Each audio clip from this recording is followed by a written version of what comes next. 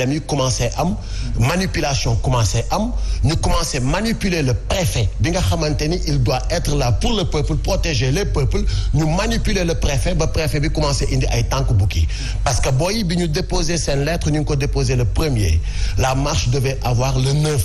bi ñu ko déposé 48 heures après préfet bi woo leen ne leen wéy seen affaire bi bu ngeen moytuwul du ma ko autoriser parce que ni ngeen bindee seen lettre bi baaxul quand les boys m'ont appelé j'ai pris mon téléphone et j'ai appelé le préfet ma laaj ko ne ko c'est quoi le problème parce que booy dañ ma interpellé wax ma li ñu leen wax lan mooy problème bi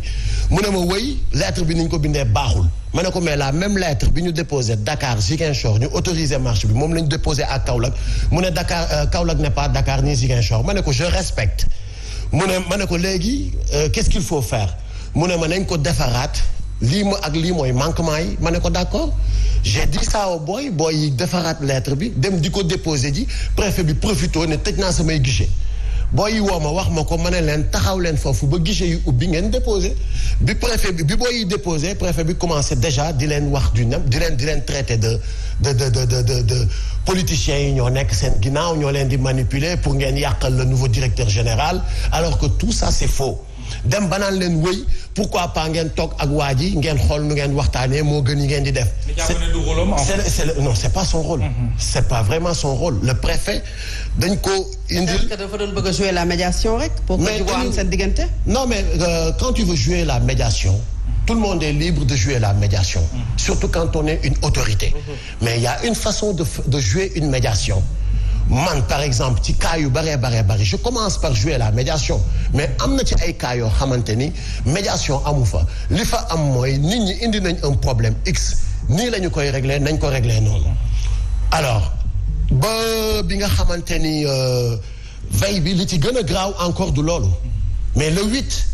quand les prestataires se sont déplacés de partout dans le pays 499 prestataires ñëw à Kaolack logés à la chambre de commerce fay seen xaalis pour bu ñu yeewoo dem ci manifestation bi à 1h du matin le préfet a donné une instruction pour qu'on les sorte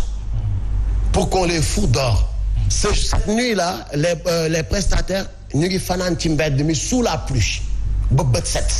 ci lañ jubali ñëw ci manifestation bi bi ñu ñëwee ci manifestation bi commencé rassembler wu à notre grande surprise le commissaire du police Ndorong Diop il est venu bi mu ñëwee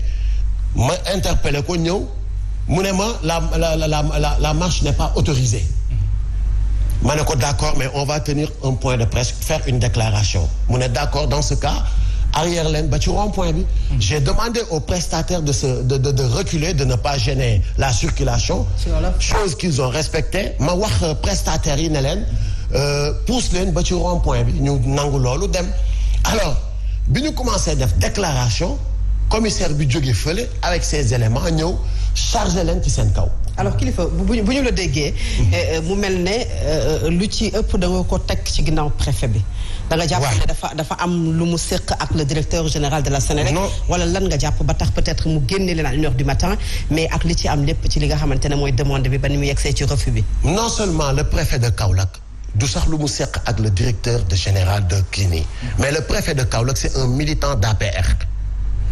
il travaille pour le compte de Macky Sall parce que depuis qu'il est préfet à Kaolack amul benn manifestation boo xamante ni autorisé na ko fa ku déposer pour demande de couverture de manifestation préfet bi daf koy rejeter donc kooku il travaille pour Macky Sall nekkalu fa waa Kaolack préfet la boo xamante ni amul benn respect ci population yi et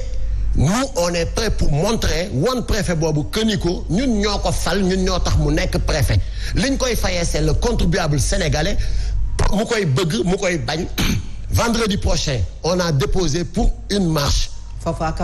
à Kaolack cette fois-ci avec ATE cette fois-ci avec les volontaires de l'hydraulique les 97 volontaires de l'hydraulique yi nga xamante ni ñoom même cas la ñu am ak ATE aussi avec les 97 journaliers de Salin bi nga xamante ni mu ngi nekk à Kaolack. ñu teg la ci loxo. ñu wax sax ne sa mbagg dafa rax maanaam rëq na ci. conditions yooyu bu fekkee ne mën nga ci ñëw mais arrestation bi vidéo yi nga mel ne kuy fippu. noonu la demee wala. donc gis ngeen ni mu demee parce que man je suis un républicain et je suis un démocrate. ak lan la doon wax commissaire. voilà parce que dafa nanguwuloo en fait. da nga doon riposter. effectivement même bi ma taxawee ci tribunal bi nee naa nanguwuma te li samay raison yi tax nanguwuma dinaa ci ñëw. dama jàpp ni nit ki taxaw ne la damay def déclaration nga ne ko waaw. mu taxaw commencé def déclaration nga daw ñëwaat ne chargé leen seen kaw. ñoo xamante ni duñ say ennemi.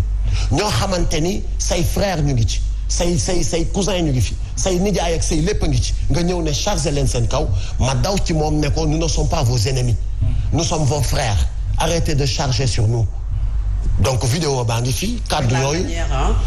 kilifa la manière wax ju xaw a dëgër aussi wax ju agressive non comme nii c'est naturel lu nekk ci man la vidéo bi mi ngi jàll vidéo yaa mel noonu da nga tàng voilà man noonu laa mel mais très honnêtement jubluwuma ci sincèrement manquer de respect à cette institution qui est la police ou manquer de respect à même la personne qui incarne cette institution bañ nañ ko ba bi ñu demee collé ma outrage bi ñu demee ci procès verbal li ñu wax mooy outrage mooy il a gesticulé et alors que là je suis en train de gesticuler devant le tribunal quand je parlais avec le juge je gesticulais donc gesticuler dafa bokk ci man n'oublions pas que je suis rappeur ça fait 25 ans que j'exerce ce métier donc lu may def damay gesticuler comme ni nga koy defee donc peut-être amaana mu dem ba nekk habitude bu ma topp mais jubluwuma ci lenn loo xamante ni dama bëgg a nasaxal li nga xamante ni ñooy suñuy institution yooyu muy la police et la gendarmerie. conditions de détention au contraire. les conditions yi ñu la fa teewee ba sa mbagg rax ak yooyu ndax am nga taxawaayu li nga xam ne mooy kër docteur pour que instant bi nga fa nekkee ñu mën a saytu sa wér-gu-yaram conditions yi lan la woon. fajuñu ma mais quand même policiers yi nga xamante ni par exemple ñoom dañuy recevoir juste ay ordres ils sont cool avec nous. ku dee ak sa bàmmeel. li may dénoncé waat te mu metti ma trop mooy sama mbagg déboîté j'étais en sous-vêtement ñëpp gis ko ma taf ci ñu taf ci élastro yoo xamante ni dañ ko il a fallu que ma affaire bi metti y a un cousin bu nekk à la police moom moo dem jëndi élastro bi ñëw ñu soigné ma alors bi ñu may defal audition dañu ma manoté ci koo xamante ni et il voulait ma manoter par derrière may leen suma mbagg bi du ko mën ñu ne ma non par derrière lañ lay manoter après l'adjudant bi ma yegsee ba foofu moo ne nañ ko tekki def ko ci kanam donc loolu sérieusement man daf ma dépassé. fa metti woon c'était douloureux. c'était très douloureux wax naa ko adjudant bi nee naa ko bi ma commencé audition bi nee naa ko li may njëkk a dénoncé li may njëkk a naqarlu mooy maa ngi ci sama 25e interpellation ou arrestation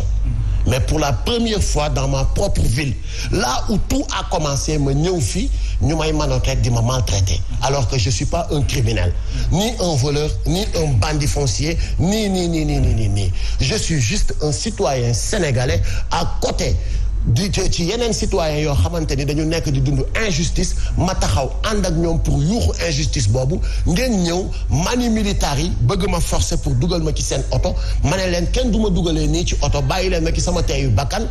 ngeen nekk plus de 8 policiers di ma pamti ba déboîter sama épaule loolu doyatu leen ma ñëw fii ngeen may entendre di ma menotter je l'ai dit ça.